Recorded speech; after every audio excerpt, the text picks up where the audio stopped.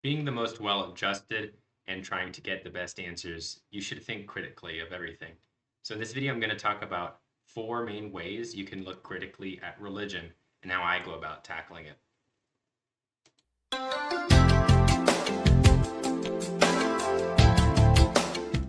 So, the first area I want to talk with is the most obvious, which is things like supernatural claims. And these are the first things that you should really question when it comes to any religion. For being a religion, it seems almost requisite that there is some sort of supernatural claim, i.e., things that we're not able to physically measure materially. We're not able to understand with any sorts of tools that we can use, i.e., you can't measure some God that exists outside of space and time, or you can't really give a scientific explanation for a feeding of the 5,000 or whatever it was in the Bible. So these are the ideas that jump out at you first, and you should critically analyze. If something is making an explanation that can be not attacked with science or observation, then it gets a lot harder to take it as a serious claim. And in all other walks of life, we tend to reject those claims, right? Things as being myths or things as being stories, hyperboles, acts of fiction and fantasy, we don't take seriously. But for some reason, when it comes to religion, we do. And the whole reason religion do give supernatural ideas and are accepted is because, well, there's a whole lot of reasons there. But that's what I think some of these other areas of critique can help demystify. The next area I want to talk then is about historical context of religions and understanding the contradictions that come there, because historical religions will often always pull from some events that allegedly happened, were made into a legend or mythicized or were a complete invention at the time.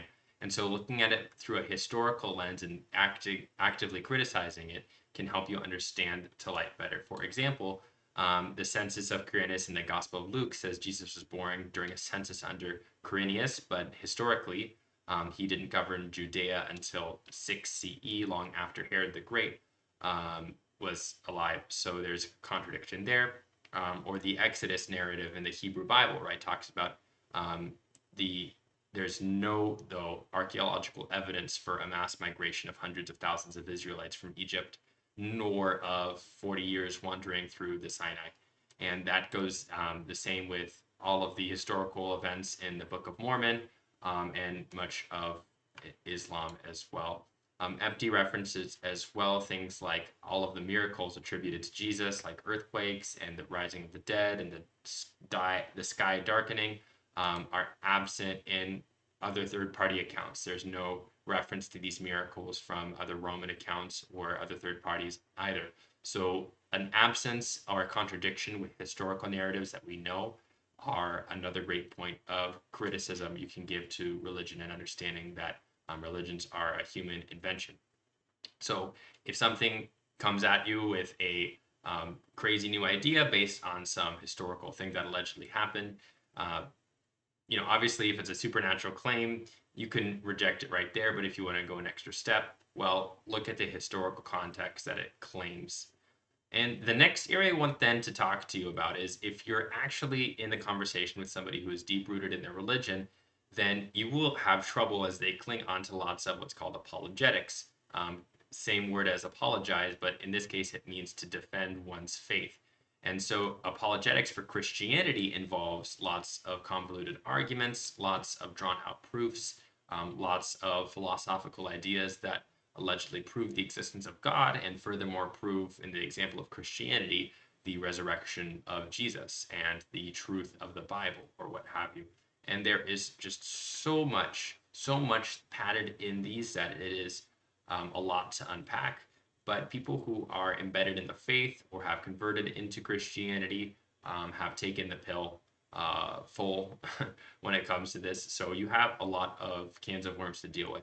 So I actually think the third point when it comes to being critical of religions and having a good context to dismantle them is to actually steel man their arguments and then still take them down from there. So what that means is to take the best version of what they think are their best arguments. There's a common term used in having logical discussions or debates called straw manning, excuse me, I forgot the English language for a second.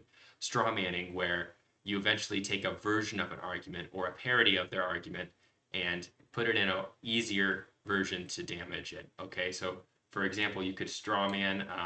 Let's say I'm talking about women's right to have the choice of what they do with abortion, and maybe I say some argument like, there's no case where a zygoplast, right, that is just a sperm and an egg that's come together, is actually less genetically similar to a human than a mosquito, for example. I've heard that before, right?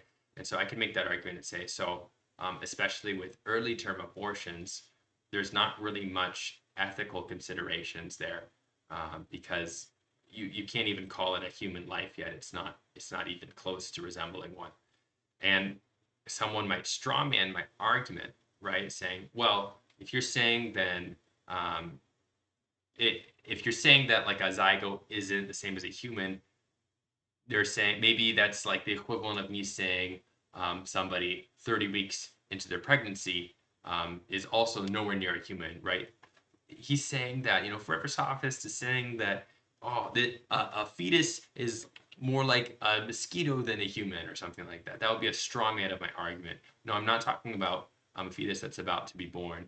I'm not talking about that. I'm talking about a zygote that's just been fertilized, right? So that would be saying that I'm saying, an about to be born fetus, or at that time, basically an unborn child, like about to pop out of the womb, is the same as a mosquito, would be a straw man of my argument.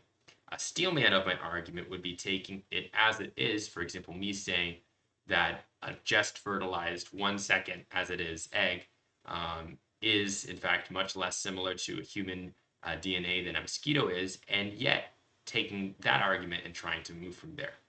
That would be a steel man. So how I would steel man any religious argument is the same. So for example, Christians say without a resurrection, Christianity wouldn't have existed. Me doing a straw man of that argument would be saying, is like, well, they're just saying that if anybody claims some supernatural crazy event to happen, then that makes their religion valid, which is nonsense. But a steel man would be me trying to honestly say, like, no, Christians are saying that because some phenomenon happened where someone rose from the dead, it actually then follows that, there being religions based, a whole movement based around this would require that something as big as that actually happened. And so I would still take that and say, you could still though have people who believe something is true and have that move forward, but that doesn't mean the actual thing was true itself, right? So you could have people claim equally for Mormonism, with the golden plates, for example, or you could have people claim in Islam with the prophecies of Muhammad being the final prophet, or with any of the claims in Hindu beliefs as well. Just as much so, these religions also have had zealous movements and incredible growths, yet that doesn't give them credence to be true, right? So that would be me taking the steelman of their argument, the best version of their argument, and still posing challenges to it. That would be how I dismantle religions, looking from a steelman perspective. And then the last area I think you want to look with, and this is good in terms of moving forward, right? Okay, you've established that a religion is a man-made idea. You've established that there are no grounds to really accept this as historical. So what was the real thing going on there? And that's the fourth area I want to look at. I'm sorry for the wording here being a little odd, but I guess basically the actual historical motive. So for example, early Christians absorbed features from existing religions, right?